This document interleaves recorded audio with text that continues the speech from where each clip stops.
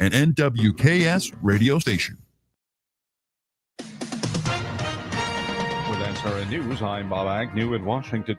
A surging death toll is accompanying a slight break in the weather as firefighters in Los Angeles cast one wary eye on the forecast now, calling for yet more high winds this week. Of course, that could stoke up the flames. Deaths in the fires that have ravaged the Los Angeles area have already risen now up to 24. At least 16 people are still missing. It's a number authorities fear could go up. Weaker winds and intense firefighting efforts over the weekend did boost containment of fires burning in and around Los Angeles, but the effects of the blazes on the entertainment world continue as well. Officials say U.S. and Arab mediators made significant progress overnight toward brokering a ceasefire in the Israel-Hamas war and the release of scores of hostages held in Gaza. A deal has not yet officially been reached, and similar close deals in the past have fallen through at the last minute. This is SRN News.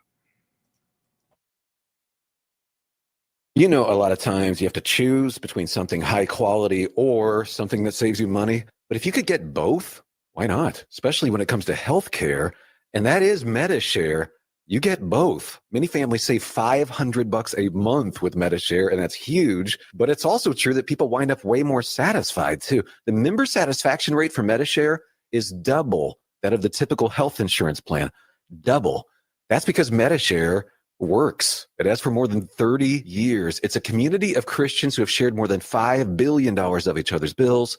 People love having telehealth. They love the huge PPO network. So yeah, really, you can save a ton and like it better. Imagine being happy with how you're taking care of your health care. So if you're self-employed or part of the gig economy, or you just want a plan you're happy with, you can call right now and get a price in 2 minutes. Here's the number. Just call 888-SHARE-19. That's 888-SHARE-19. 888-SHARE-19. Rocket 102.5. With your updated forecast, I'm staff meteorologist Paul Trombley from the Weatherology Weather Center. Daytime highs approaching 41 today under mainly sunny skies. Winds out of the west, 5 to 10 miles per hour. Lows level off around 16 tonight. Clear skies. Daytime highs approaching 41 tomorrow. Ample sunshine expected. Lots of sunshine and dry. Wednesday and Thursday, mid-40s. Wednesday, upper 50s by Thursday. Taking a look at the extended forecast, 47 Friday, 26 Saturday, and 16 on Sunday. Another look at the short range, a high of 41 today. Lows level off around 16 tonight. We should top off around 41 tomorrow.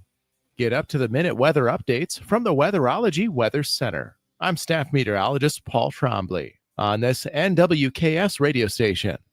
Currently 13. Did you know you can get your prescriptions for less at your local pharmacy? You can with GoodRx. It's the free app that can save you money on your medications. Just search for your prescription, choose the pharmacy and the price that works best for you, and then show your GoodRx coupon to your pharmacist at the drop-off counter. GoodRx works at over 70,000 pharmacies, including Walmart, Rite Aid, and Walgreens, and it works whether you have insurance or not. It's easy to save. Next time you drop off your prescription, check GoodRx. To start saving today, go to GoodRx.com. GoodRx is not insurance.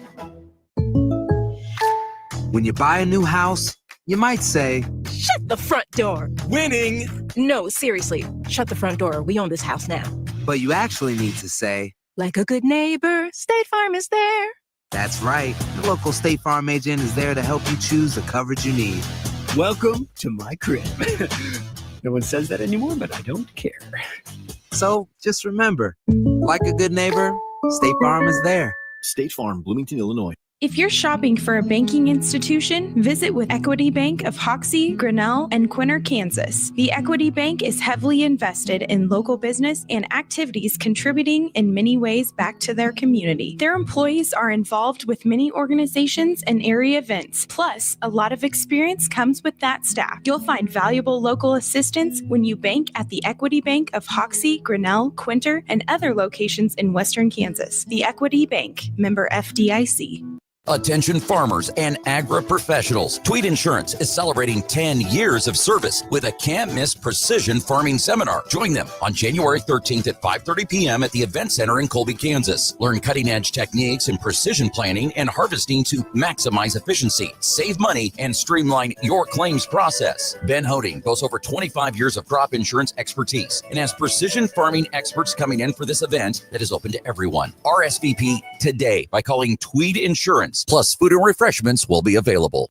Drive into the new year with incredible deals at Hurl Chevrolet GMC in Goodland, Kansas. Right now, get a $3,000 total cash allowance on the 24 Chevy Suburban or take home a 25 Chevy Equinox with 2.9% APR financing, plus no payments for 90 days when you finance with GM Financial. Looking for a truck? Get 0% APR on the 24 GMC Sierra 1500 with a 5.3-liter engine for well-qualified buyers and score $3,250 when you trade in an eligible vehicle. Visit Hurl Chevrolet GMC today or shop online at hurlchev.com. New year, new projects, and new deals at Hoover Lumber Ace Hardware. Start 2025 with a bang by tackling those home improvements. Refresh your space with vibrant Benjamin Moore paint or stock up on storage totes and shelves, perfect for organizing. Lumber prices are down, making it easier to tackle your next big project. Keep warm while you grill year-round with their top-notch grills and smokers from Traeger and Weber. And don't let the snow slow you down. Check out their great selection of snowblowers from Ego and Toro. It's Hoover Lumber Ace Hardware with locations in Goodland and Colby, your partner for a productive new year. This is Allie Diggs, a senior, and Kaylee Glover, a junior, at Goodland Junior Senior High School. Please join the Black and Gold Booster Club in thanking a few of our corporate sponsors: Cure Land and Cattle, Brent Linen, Franz Ag, MacArthur Audiology, JP Fisher Enterprises, Mossberger Family Farms, Land to Legacy Real Estate, and Linton Financial. Thank you for your continued support of our academics, activities, and athletics.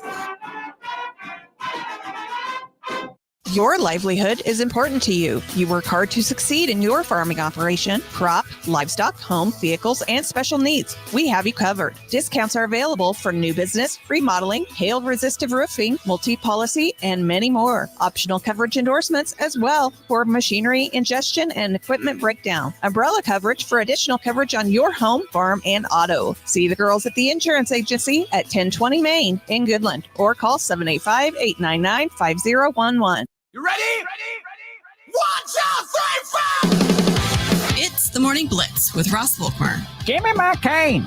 I'll show you how to play this game. Your region's only local sports talk. Dynamite drop-in at broadcast school has really paid off. Broadcasting on Goodland's Rocket 102.5, simulcasting on Goodland's 730 Gold KLOE. Guy is everywhere. Discussing it all from the preps. Touchdown, the Cowboys! To the pros. And Tendy back on the track. It's out of here. Bobby Witt Jr. delivers a go-ahead grand slam. The Blitz is presented by Pearl Chevrolet GMC, Hoover Lumber Ace Hardware, and F&B Bank, as well as the Insurance Agency, Farmer State Bank in Oakley, the Cowboy Corner Express, and Equity Bank of Hoxie, Quinter, and Grinnell.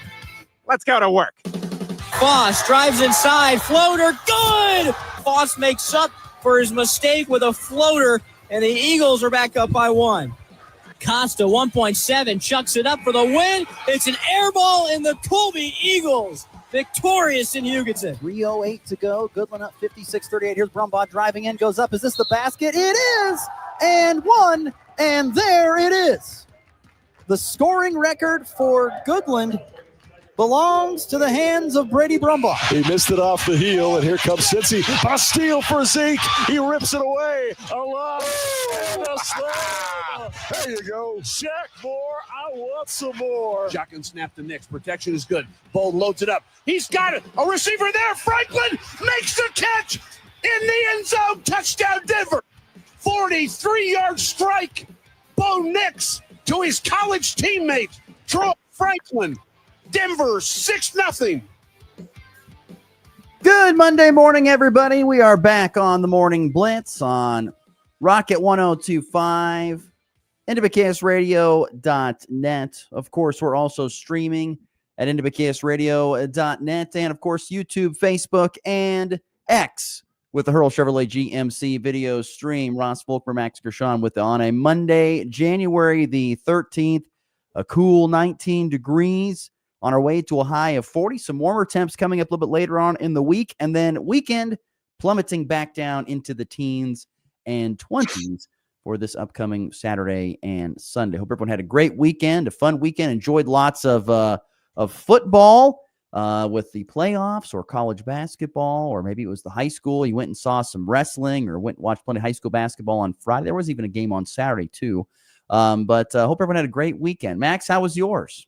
Good, full of football. Some of my predictions may or may not have came true or close to it. That a lot of people didn't believe in me.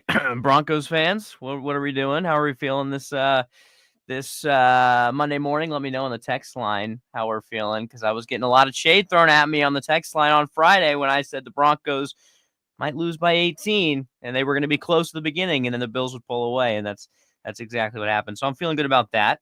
And got his first prediction correct on this show. Congratulations, first time. I've had many predictions correct on this show. No, but big week ahead. We got K-State, KU. We've got Chiefs playoff football. It's gonna be a fun week. Yeah, Chiefs will play, by the way, Saturday. They got the first game of the weekend, Saturday early time slot. I think it's 3:30 Central, 2:30 Mountain Time is when that will all kick off. I believe you can watch it on ABC, ESPN, I believe is who's got the call of the Chiefs. And the Texans is who they will face, for those who are waking up this morning and wondering what happened there and didn't see that, because they didn't release the updated bracket on what time they would play. They knew who they would play with Houston, with how the AFC shook out yesterday, but they did not know what time, and they released that late last night after the Commanders got a nice little win, another doink to advance the divisional round that happened for the Washington Commanders last night. Do anything else fun this weekend, or just watch a lot of sports? Did you stay fed and happy? I did stay fed and happy. Yeah, no. Watched a lot of sports. Watched some movies this weekend. Oh, what movies? I watched a couple, not really new. Darling, Don't Worry. I wanted to watch that a while ago. Never heard of it. I watched that. And then I watched a movie called Yesterday, and it's kind of like if Yesterday, is that the one about the Beatles? Yeah, good Fantastic. movie. Love it. Was pretty Love solid. Love Yesterday. No surprise. Yesterday is a great movie. Yeah, that's what I watched this weekend, but mostly just football, because it was a playoff weekend, super wild card weekend. You got to watch football. Jack Millock and the Beatles. Yes, that's good. If you haven't seen Yesterday, that's a good movie. Great music, of course. Yes, as well. So very good music, especially if you love the Beatles. All right, we got lots to get to on today's show. Of course, Nick Athens stopping by on a Monday to talk about the NFL playoffs, what happened and what to expect ahead next weekend for the Chiefs. So our good friend from ChiefsBlitz.com, Nick Athens, will be joining us coming up here at the bottom of the hour. We got plenty to get to here in our first segment with our weekend winners and losers. There are two kinds of people in this world. There's winners and there's losers. Which ones were which this past weekend? I want winners. Loser! You're a loser! It's the weekend's winners and losers on the Morning Blitz. Want to be a winner, be a winner. As always, the F&B Bank text line is open at 785-899-2222. If you would like to chime in with your weekend winners or your losers, we would love to hear from you throughout the program. So make sure that you chime in with your weekend winners and losers. You can also do so on Facebook, X, and YouTube if you would like to do that as well. So, Max, we'll let you lead off here, batting from the left side. No, I don't know. Anyway, go ahead. What do you got for your first weekend winner? Well, I'm going to go with the Colby Eagles basketball. Both basketball teams played great. The Lady Eagles with a more dominant win than the boys' side. So I'll start with them, 59-32 over Hugoton. It was just all around a good bounce back game. The intensity was there. It kind of felt like, they had to get the rust off in that Hoxie game from winter break. Hoxie had already played a game, so they had that advantage. But this was more of the Eagles team I'm used to. I think, it was more balanced scoring than what we had seen. Elizabeth Barton didn't really, carry the entire team this time. Flanagan had 12 points. Bryn Stanley even had 13, which was her high this season. So that was good to see. The Lady Eagles, again, winning 59-32 over Hugoton. And then the boys game, which was easily, from an entertainment standpoint, the best game of the season. Ross, you were right about the Hugoton being a fun environment, because that place was awesome. And that place was rocking, and it was a great game. First of all, I want to give props to Jay Acosta, who had, on my book, 7 threes and 41 points, which is, he was just lights out. It was every time he shot the ball, you thought it was going in. He was incredible. He had 41 of the 56 points for Hugoton, he was just incredible to watch. But Braden Foss was really the player of the game for the Eagles. 19 points, which was his season high, and obviously, so he turned. For those that weren't there, didn't watch or didn't listen, the Eagles were up by 1, had the ball with about 27 seconds left, and Braden Foss turned the ball over, and they had a free run of the basket layup for Jay Akasu, which was his 40th and 41st points. And then Foss got the ball back, came through, delivered the floater, and it was funny because him and Case and Carroll came up to me after the game, and Braden was like, "Man, I thought I lost us that game." I was like, "Yeah, we all did. We all were watching. You turned the ball over." And then he went back and redeemed himself, and it was great to see that. Just him coming through for the team, and then with a big time win, and him fighting through adversity. It's always good to see. And so shout out to Braden Foss and that entire team for allowing 41 points is never a good thing, but when you can still win, that's definitely a bonus. Yeah, for Hugoton to drop 2 of their last 3 ball games, I believe at home. I think that Ulysses game they had last time, I think that was in Hugoton. But for the Eagles to drop 2 of their last 3 ball games being on their home floor, that does not happen for Hugoton. It hasn't happened in a long time, their boys basketball program. So for Goodland to beat them before the winter break, and then Colby to come out of the break here a weekend or so to do it again, that just doesn't happen very often. So a lot of props to the Eagles, men and women, but particularly the guys getting that 1-point victory down in Hugoton, because that does not happen. I would be fascinated to know when the last time Colby beat Hugoton in Hugoton. That'd be something you have to go back and look up. I would be fascinated to know when the last time that happened, because my guess is it hasn't happened for maybe 5 years, 4, 5, maybe 5. I don't know. I'd have to go back and look. I have no idea, but it's probably been a while.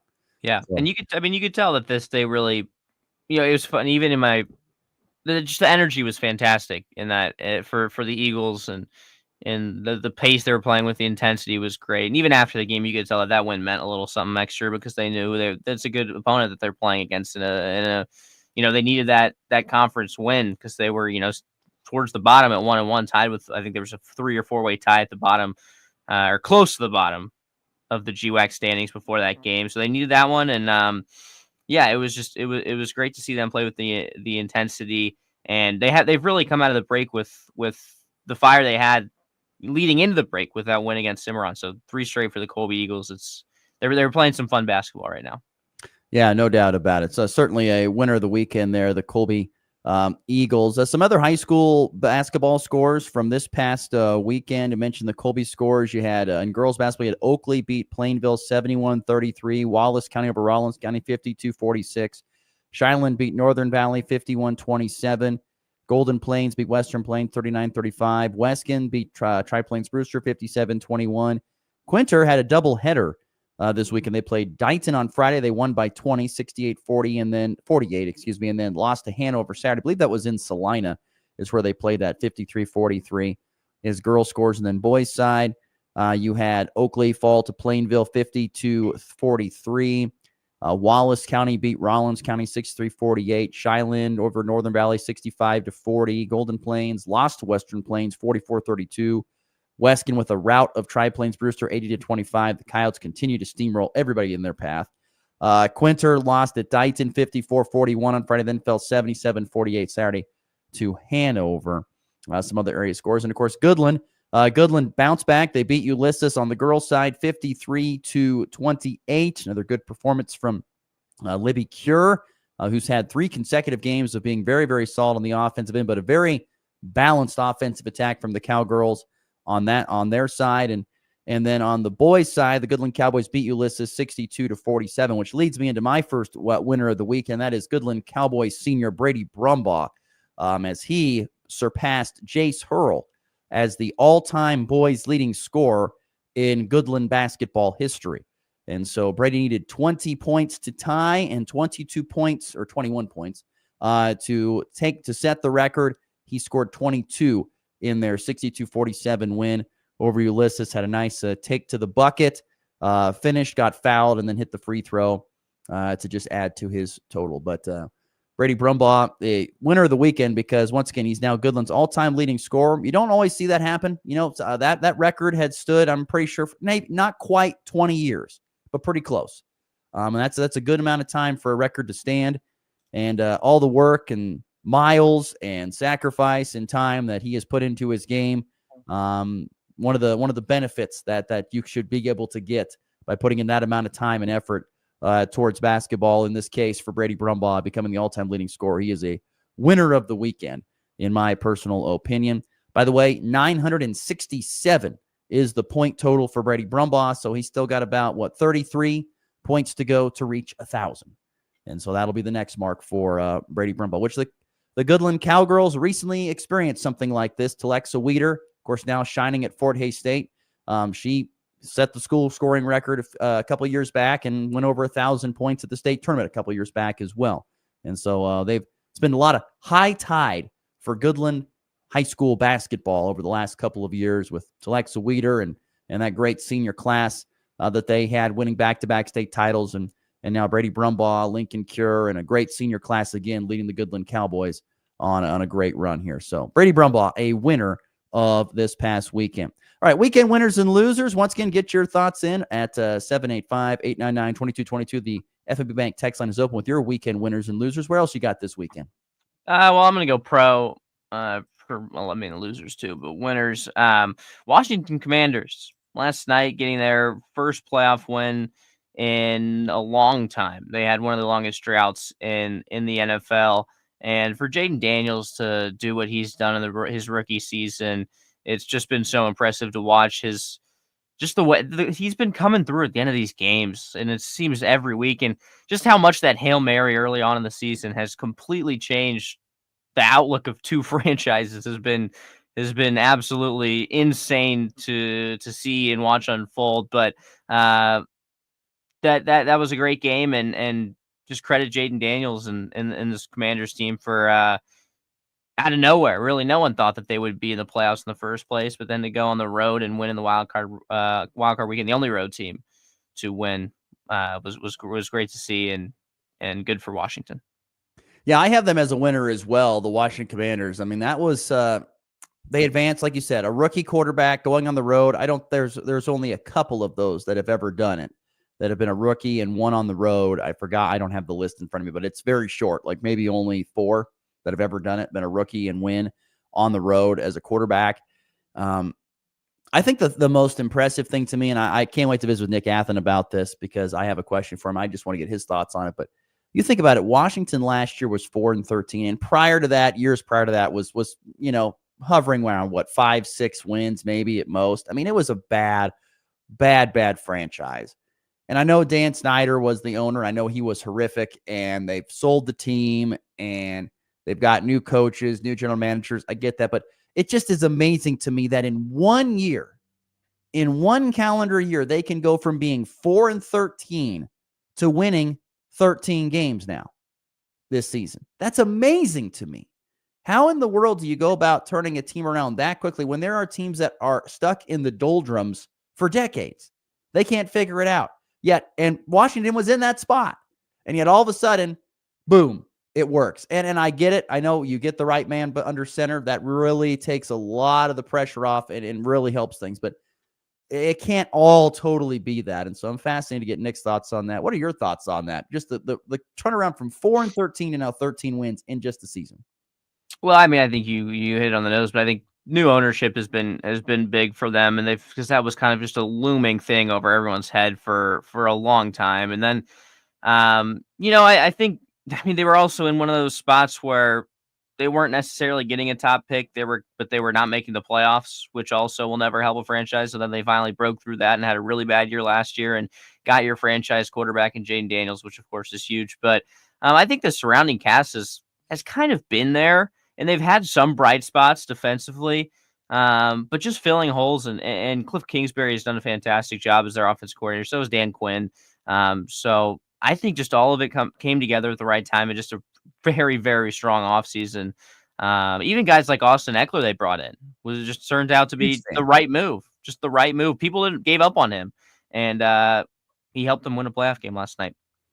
Yeah, very good stuff there. I would agree. Washington Commanders certainly a winner of the weekend. Another winner of the weekend, I talk about them a lot on winners, would be Hoxie Boys Wrestling. The Hoxie Boys wrestled down at the Dodge City Invitational this past weekend, and Hoxie tied for first. I think they had 200. It was either 100, I think it might have been 221 or 121 total points. I forget what it was, but nonetheless, they tied for first place with Manhattan High. So you have to think about it. That is a class 2A school, 1A school going up and tying with a 6A school in a massive tournament with a lot of bigger schools than Dodge City. And I know last year that Hoxie won that tournament outright, but that's just, to me, it just continues to showcase the powerhouse that Hoxie Wrestling is, that they just year in and year out continue to turn in fantastic performances from their kids, and they continue to show out against bigger schools all the time. So impressive. They finished tied for first with Manhattan. They had 9 placers. 3 of them were champions. Ian Giancola at 120, Duncan Bell at 165, Sam Watkins at 190. So Hoxie Wrestling just continues. I don't want to say it baffles me, because it doesn't, but it's just been going on for so long, and how good it has been is so impressive on how well it has done at this point in time. There were some other good performances this past weekend around the area. Of course, the Norton's J.R. Durham Invites, a big wrestling tournament that happened this past weekend. A lot of area teams went there. You had good showing from St. Francis girls. They had 4 placers, 2 of them in first place, Maddie Siegfried and Cheyenne Labarge. And Goodland had 3 placers. Decatur Community's Kyra Sowers was the only wrestler for the Red Devils, but she finished first in her weight class. Colby was there. They were supposed to go to Salina South, but that tournament got canceled. So they made the quick switch and went to Norton, and they finished in 3rd place. They had 7 placers, 1 champion, Ryder Dempy Wolf at 113. They finished behind Norton and North Platte, I believe. North Platte was the champion. I forget who was in 2nd place. Goodland's Logan France finished first at 190 for the Goodland Cowboys there in Norton, which was very impressive. The Dodge City Invitational, of course, there's men's and women's side. Kylie Hodges of Oakley and Atavia Kane both were champions for the Lady Plainsmen down in Dodge City. Had good showing there. Colby finished 7th with 6 placers there down in Dodge City on the girls' side. Oakley boys were supposed to go, and girls were supposed to go to Rossville for a tournament this weekend, but that got canceled because the Rossville gym didn't have any heat. Yeah, you don't want to do that. Yeah, you definitely do not want to do that. Yeah, so they didn't have any heat, so they pivoted, and the boys went to Ellsworth for a tournament. They had 5 guys place, 2 champions. Carter Creer and Aaron Samuelson were champions for Oakley boys. So good showing again for area wrestlers this past weekend on weekend winners. Got any more winners real quick of this, or no? Nope. All right, on to losers. What do you got here on losers of the weekend? Well, first off, staying national with the NFL playoffs, big time loser, and maybe even losers. I want to talk about the quarterback play in that Eagles versus Packers game, because it was rough. I really don't think Jalen Hurts is a good quarterback, and maybe that's something we can talk to Nick about a little more, but I really don't think he's a good quarterback at all. I think that the surrounding cast is the easiest to look good in, and he consistently proves to me that he really is not good at playing quarterback.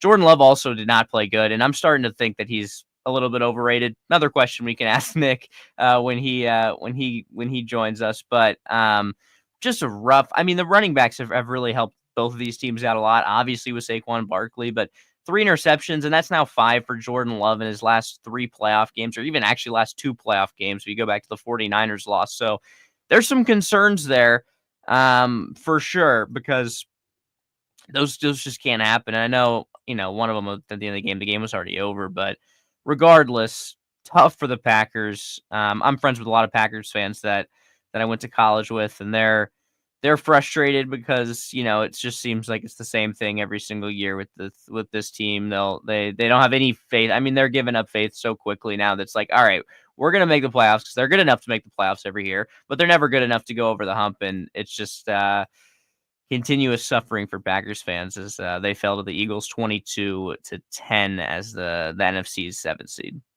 So your losers are quarterbacks from the play this past weekend? Those 2 quarterbacks. In particular? Those 2 quarterbacks. Jordan Love and Jalen Hurts. Yeah, I'm just. I mean, overall, one of my losers of the weekend is just the wild card round. It was really not that great. Sure. It stunk. No. It wasn't fun at all. In fact, games on average were decided by 2 touchdowns. Yeah, I mean, 2 touchdowns, 14 points. That's a lot of points in professional football, folks. 14 points is a lot. That was the average. And if you take out the Tampa Bay game, which was a 3-point game, that all of a sudden jumps to 18.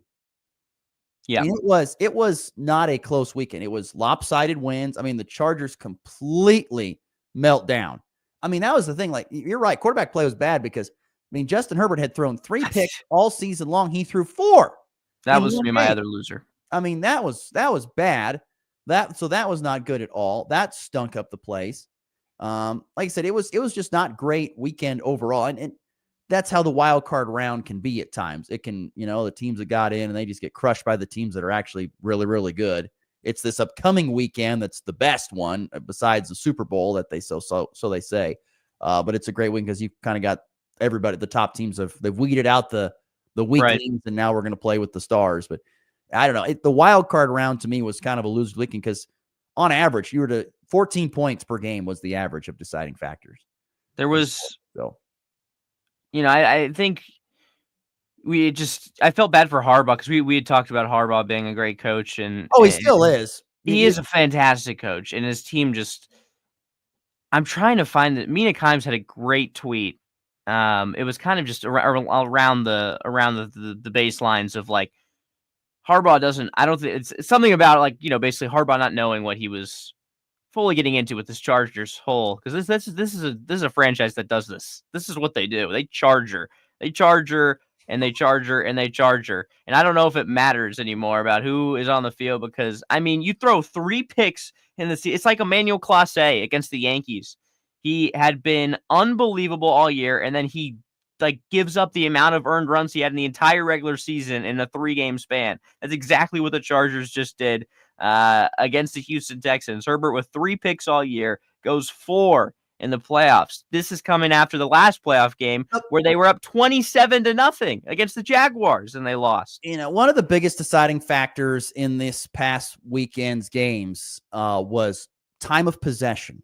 Yes. If you go back and you look at time of possession, the teams that won held on to the ball. They just did. They dominated time of possession. And how did they do that? They ran it. Like, I think the winning teams outrushed the losing teams like 650 plus yards to like 150. Like, it completely dominated. So you had to prove that you could run the football. And the thing is, the Chargers are known in the case of the Chargers, for example, they know they're supposed to run the football, but when you get behind, it's hard to run the ball. They're not built to try and come back yet. They don't have the talent on the outside. The weapons on the outside for Herbert to throw to, it's not there. They are built on the offensive line and with running backs. That's what they're built to do. And they have a good quarterback. But the weapons to throw to is not great for the Chargers. They will get that fixed here in the coming years. So I'm not going to throw too much on them, on the Chargers, at least this time around with Jim Harbaugh. I believe he will get that corrected. I believe he will. But overall, it was a stinky weekend for professional football because there were lopsided losses. I mean, the Ravens completely pounded the Steelers into the ground with their rushing attack. I mean, 299 rushing yards, I think, as a team. That's ridiculous in the NFL. Just ran all over them. And, other game, the Broncos, of course, got smashed by the Bills. Say what you want there. I mean, it's playoff time for Josh Allen. He's going to just run over everything. And the Broncos, you know what? I'm not even going to put them in as a loser of the weekend because they're in the playoffs for the first time in 10 years. So you know what? Give them a lot of props for being there. But yeah, otherwise it was kind of a stinky weekend in that. I do know that like on Facebook, we got Papa Gershon and Brian all chiming in, talking about what a great football weekend was. I don't know if it really was, guys. Sorry, it really wasn't that great. It really wasn't that great of a football weekend at this point in time. And listener Michael on our FNB Bank text line, he's just happy that they're only paying Russ $32 million and not $45 million. The Broncos at this point in time. By the way, he says Chiefs are going to lose by 20 against the Bills or Ravens. So take your pick, Max. Okay. Couple more quick losers before we get to Nick Athen here on a Monday morning. How about SMU women's basketball? Anybody happen to see what happened in SMU women's basketball yesterday? Mm-mm. SMU women's basketball lost to Pitt 72-59. But did you know that the Pitt Panthers trailed by 32 in the first half and 31 at intermission. That's right. Wow. 32 at 31 at halftime and 32 by the most. Came back and won 72-59. I don't know whether the Pitt Panthers are winners or if SMU are losers, but we're going to throw it on SMU women's basketball for blowing a 32-point lead in the first half and a 31-point lead at halftime to lose by, once again, 72-59. It wasn't like as if they came back and won it, at the tape. No. They blew past them on the straightaway all the way to win by 100 meters. 72-59. That is ridiculous. Absolutely nuts. SMU women's basketball losers of the weekend. Any more for you? No, don't think so. Broncos, just to add some salt. Let me just mention it again. I said they were going to lose by 18. Lost by even more. So, sorry. Not sorry at all. All right, Max. You can just take your victory and walk. I'm going to take my victory and I'm going to run. You go ahead. All right, that'll do it for weekend winners and losers here on a Monday. We'll take a break, come back. Nick Athen joins us next from ChiefsBlitz.com. This is The Blitz. Drive into the new year with incredible deals at Hurl Chevrolet GMC in Goodland, Kansas. Right now, get a $3,000 total cash allowance on the 24 Chevy Suburban or take home a 25 Chevy Equinox with 2.9% APR financing, plus no payments for 90 days when you finance with GM Financial. Looking for a truck? Get 0% APR on the 24 GMC Sierra 1500 with a 5.3-liter engine for well-qualified buyers and score $3,250 when you trade in an eligible vehicle. Visit Hurl Chevrolet GMC today or shop online at hurlchev.com. It's time now for news from the world of agriculture on the Kansas Farm and Ranch Radio Network. For the Kansas Farm and Ranch Radio Network, I'm Caitlin Walters. Friday's combined WASDE report, along with its final crop production estimates for 2024, provided some surprises for corn and soybeans. Brooks Schaefer is a market analyst with Pinnacle Marketing. I think the lower end of the range, we were on corn yield. We were thinking we could see as low as 181.3 on the yield and 51.1 on beans.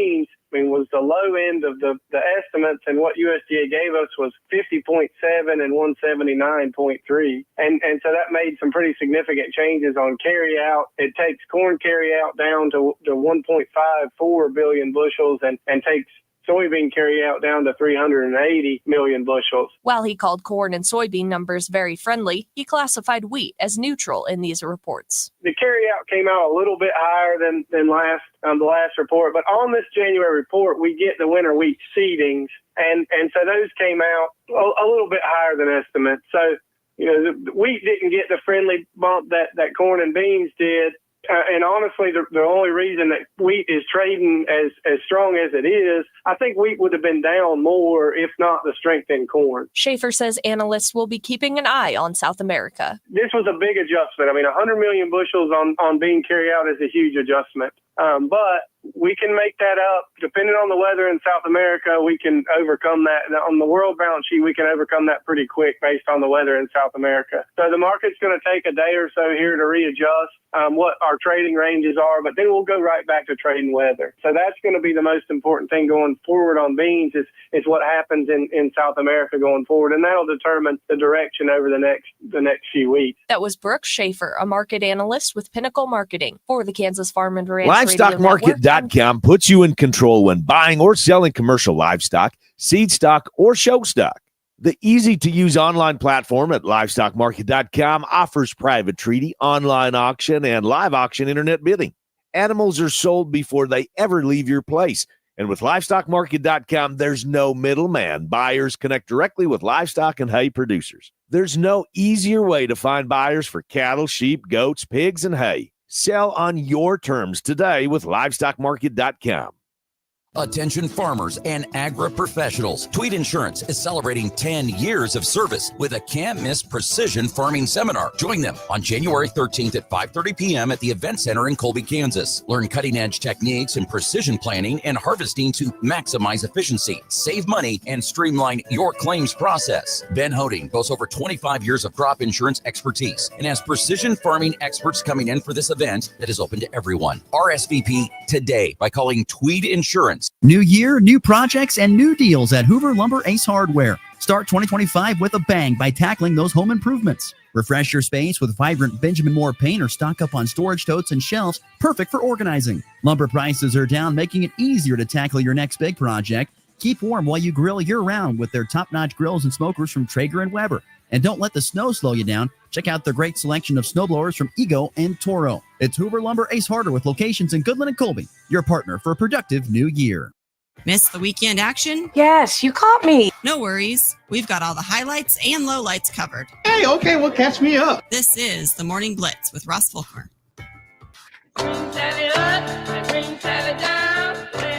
20 minutes to the top of the hour here on a Monday morning show. Glad you're with us on the Morning Blitz. As always, FNB Bank text line is open for your thoughts and questions. 785-899-2222. Our good friend from ChiefsBlitz.com, Nick Athen, joins us. Morning, Nick.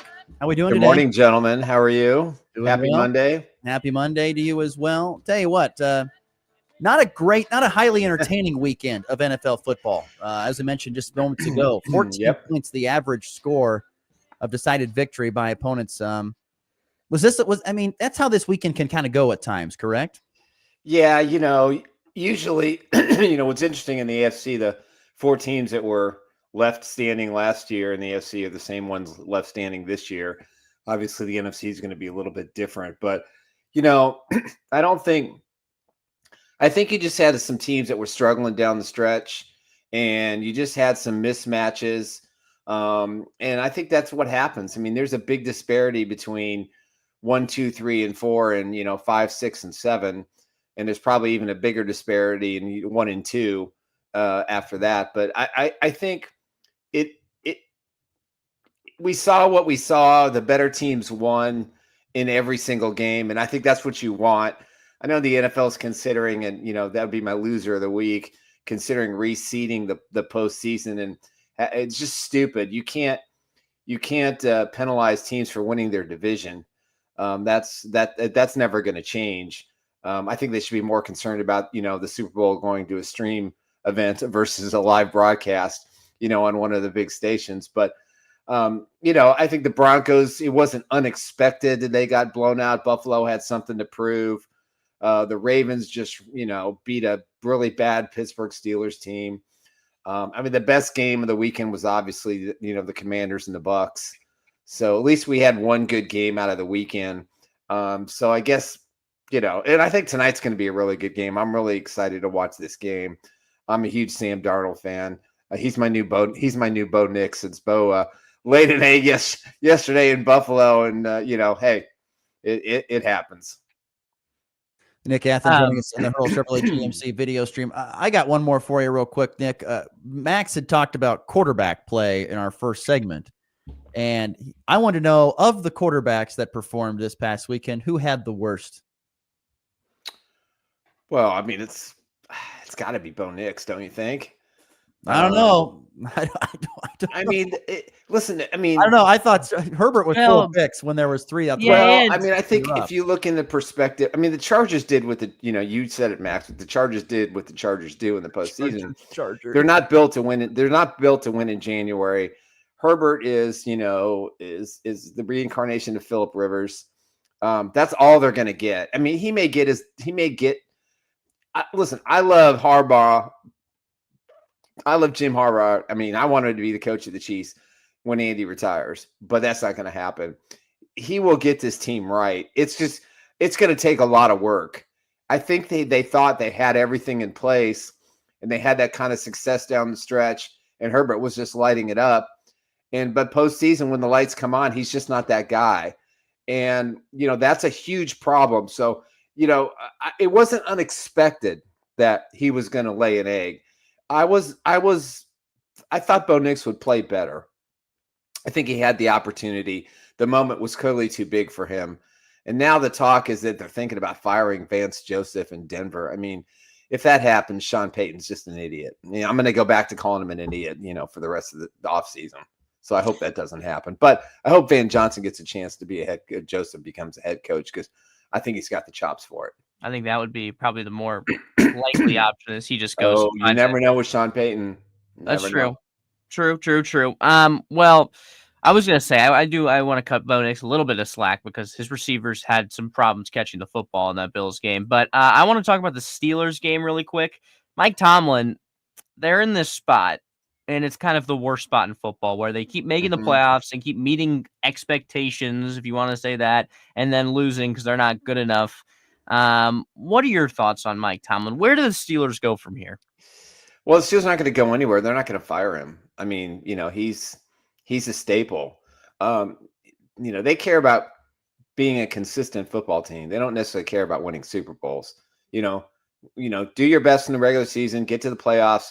We'll roll the dice with you. But, they're never going to be champions, under Mike Tomlin, and they don't have a quarterback. So, what do? I mean, the talk now is Aaron Rodgers is going to go to the Steelers. I mean, it's just, they just retread one quarterback after another. And, they're not in a position where they could draft a quarterback. And this NFL draft of quarterbacks is terrible. There's no one there. There's a clear, oh my God, he's going to be a superstar. Not like Daniels is going to be in the NFL from last year. But I think that it's just a shame that ownership just doesn't see it. But, they've had Bill Cowher and Mike Tomlin, and that's just, and then Chuck Noll was there forever. So they just don't change coaches, and they're content and they're happy. And I think it's a huge mistake. I think that franchise needs to be blown up. Watt was completely ineffective over the last 5 games. I mean, he didn't have a single pressure in 5 games. That's unheard of. And this is a defensive-minded head coach. So I don't know. Pittsburgh's in a tough spot, like you said. The Ravens are going to be the top team going forward. I think the Bengals are going to implode in the offseason. So much salary problems that they're going to have. There's no way they're going to be able to sign their guys. So Pittsburgh has a tremendous opportunity to be number 2 in a permanent basis, but they won't do the things that need to be done. Nick Athen joining us on the Hurl Chevrolet GMC video stream from ChiefsBlitz.com. Washington Commanders, 4-13 last year, 13 wins now on the season at this point in time. That was one of the franchises that was absolutely awful for so long. And now, in the blink of an eye, in a 1-year span, boom, they've gone from 4 wins to 13 wins and are in the second round of the postseason. Why were they able to do that, and how come more teams can't? Because they didn't follow the circus when they needed to hire a head coach. They got a guy who had a veteran presence, who understood the game, who understood the process in which you need to build a team. He brings in a hot shot offensive coordinator, and it's the perfect mix. That's why about 4 teams are going to make a huge mistake in the hiring process this year, because they're going to pass on a guy like Steve Spagnuolo, who would be a godsend for any one of these struggling franchises. But what the Commanders have done, ownership change, a commitment. They made the right decision in the draft. Thank God, for them, the Bears didn't do the right thing and take Daniels. And I think you just have a guy who's got a lot of confidence in his players, a lot of confidence in the system. And I think the Commanders are going to be the next it team in the NFC East. I think the Eagles were very fortunate to win as many games this year as they were. I think they were semi-fortunate yesterday. Love just had a terrible game. And obviously, losing Watson didn't help his chances to win. But I think the Commanders they did everything right. And that's why they're there. And I give them a good chance to upset the Lions this weekend in Detroit. I just think they're playing with confidence. They're a team I wouldn't want to face in the postseason, because anytime you have a young quarterback, you just never know. And so far, nothing has fazed this kid in the NFL. I mean, he has a laceration on his face, and they put glue on it, and he goes back out there and he plays. That's a tough-minded kid, and that's what you need at quarterback. But you have to have a veteran coaching staff and a hotshot offensive coordinator to be successful, and that's the winning formula, and that's why they're the comeback team of the year. Nick, Chiefs versus Texans Saturday, 3:30. First of all, who's starting at left tackle? I think I know, but I don't know. Some people are it's still up in the air for them. Who's starting at left tackle, and just your overall thoughts? I'd be shocked if it's not Joe Thuney. I just think, him and Caliendo have kind of formed a bond, and maybe Thuney's auditioning for the left tackle role next year. He's got a $28 million cap hit in 25. Obviously, the Chiefs cannot afford that or won't pay that. So they're going to have to maybe restructure him. They paid DJ Humphries with incentives. I mean, if the Chiefs get to the Super Bowl, he's going to probably make about $3.5 million, and he may only play in one game. So, I think Andy Reid's not going to mess with it. I would be surprised.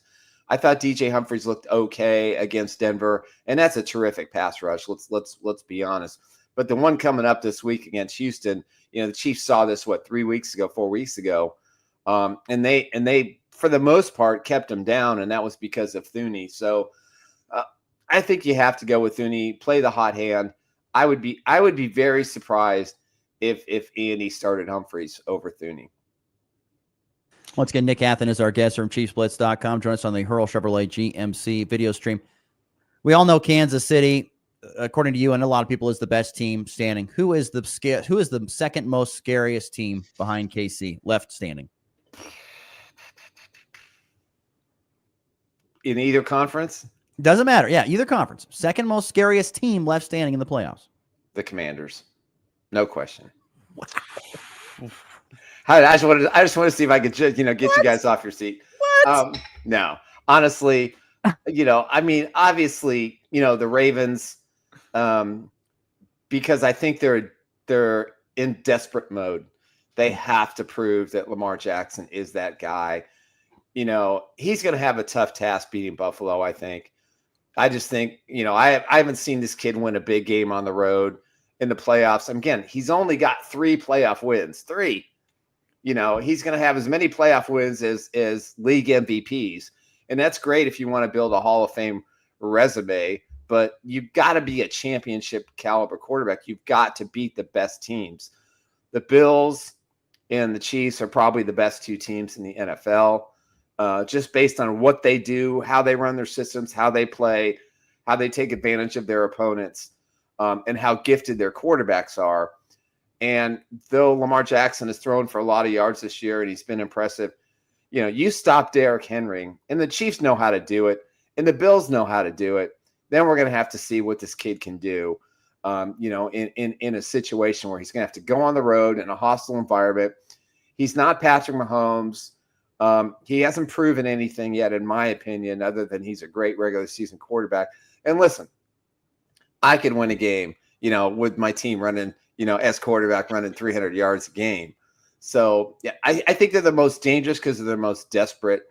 I think the Bills are the Bills, again, Phillip Rivers syndrome with Josh Allen, great regular season guy, can get you so far in the postseason.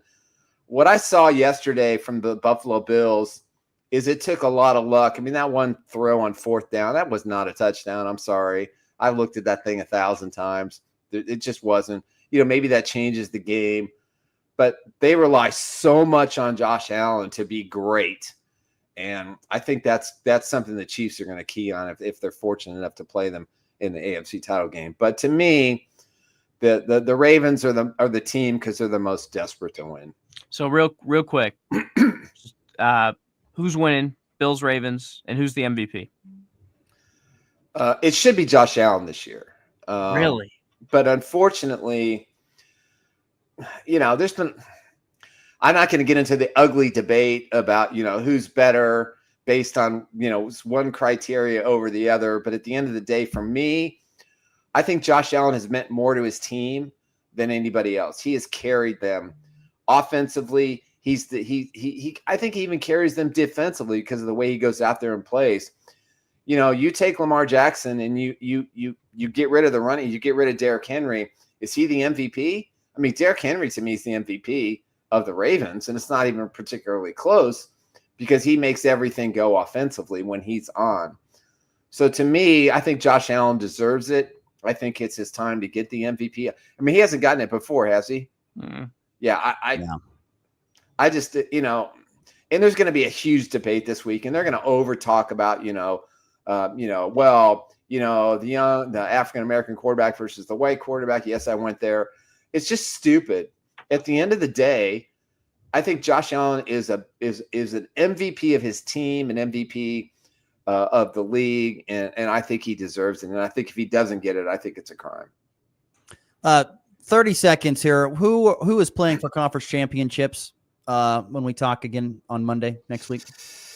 I'm going to go with the Commanders and the Vikings. Wow. And I'm going to go with the Chiefs and the Bills. Wow. Okay. That'll be fascinating. I'll tell you what, you know why I like the Commanders? They remind me of the 10-6 team that Pittsburgh had during the Dick Vermeil era, where they just turned it on in the postseason. They limped into they had their struggles. They were a young team back then, and I think they went on to go to the Super Bowl. So, and I think they won that Super Bowl. So, and that was with a young Ben Roethlisberger. So, I don't know. I'm just going to ride the bandwagon. I think this kid is special. I think he's the closest you're going to find to Patrick Mahomes on the NFC side that we're going to see develop in front of our eyes over the next 4 or 5 years. Vikings, Commanders, Chiefs, and Bills for Nick Athen. Hey, Chiefs, Vikings, Super Bowl, baby. I'm all in. Oh, God. He is Nick Athen, our good friend, ChiefsList.com. Thank you, Nick. Have a great week. We'll see you next Monday. All right, I'm sure I'll change my mind next weekend, too. You probably will. That's all right. We'll forgive you. That's Nick Athen. We'll take a break, come back, wrap the show next here on The Blitz. The Farmers State Bank of Oakley has been financing agriculture since the day we opened our doors. Hello, this is Corbin, and we are proud to be your locally owned partner in ag. We invite you to come and visit with us when you need to purchase new or used farm equipment, or need any type of agriculture or business loan. We have the knowledge, experience, and financial resources to keep you growing.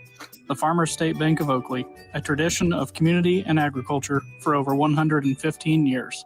Member FDIC. At FNB Bank, we understand the backbone of our community is our local farmers and ranchers.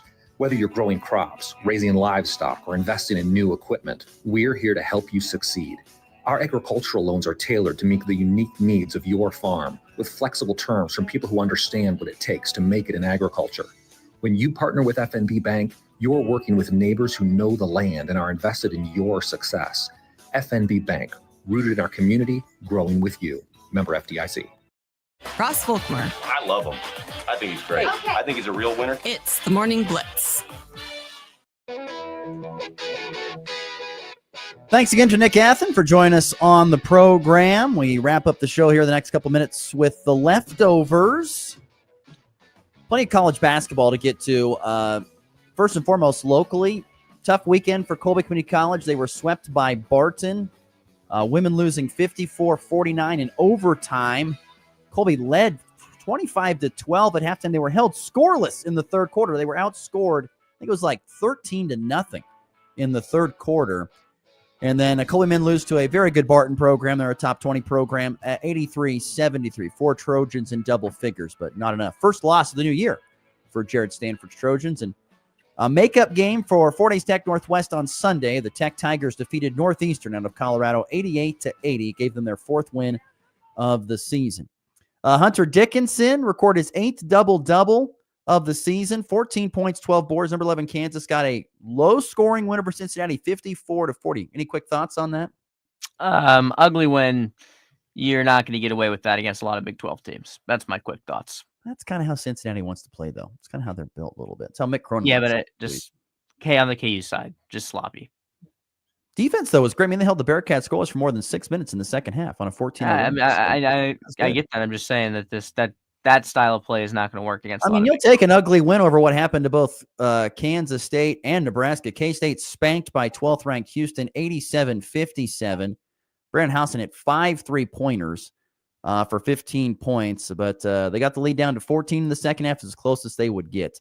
Wildcats were out-rebounded 52-18 or outscored 52-18 in the paint and out-rebounded 44-20. They got outworked, and there's not probably a harder working team than Houston. Nebraska got spanked at Purdue. They've never won there at Mackey Arena in Purdue, 104-68.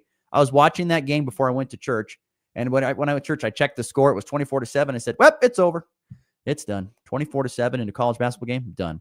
And Colorado also lost. They fell to 21st ranked West Virginia yesterday, 78-70. Some scores from college basketball. On to the walk-off.